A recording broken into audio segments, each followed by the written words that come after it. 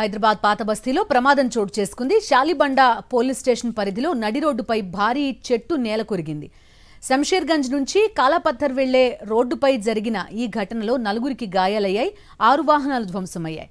సమాచారం అందుకున్న శాలిబండ పోలీసులు, ఫలక్నుమా ట్రాఫిక్ పోలీసులు ఘటనా స్థలానికి చేరుకుని గాయపడ్డ వారిని ఆసుపత్రికి తరలించారు. చెట్టు కూలడం వల్ల కరెంటు తీగలు సైతం తెగిపడ్డాయి. విద్యుత్ సరఫరా నిలిపివేసి అవసరమైన చర్యలు చేపట్టారు. జీహెచ్ఎంసీ అధికారులు, సిబ్బంది ఘటనా స్థలానికి చేరుకుని కూలిన చెట్టును తొలగించే పనిలో ఉన్నారు.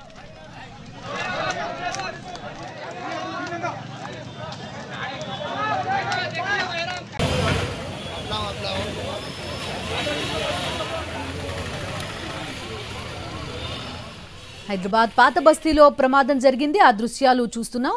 ఉన్నట్టుండి శాలిబండ పోలీస్ స్టేషన్ పరిధిలో నడి రోడ్డుపై భారీ వృక్షం నేల కొరిగింది. అక్కడే ఉన్న ఆటో, ద్విచక్ర వాహనం వీటన్నిటిపై ఆ భారీ చెట్టు పడిపోయిన పరిస్థితి.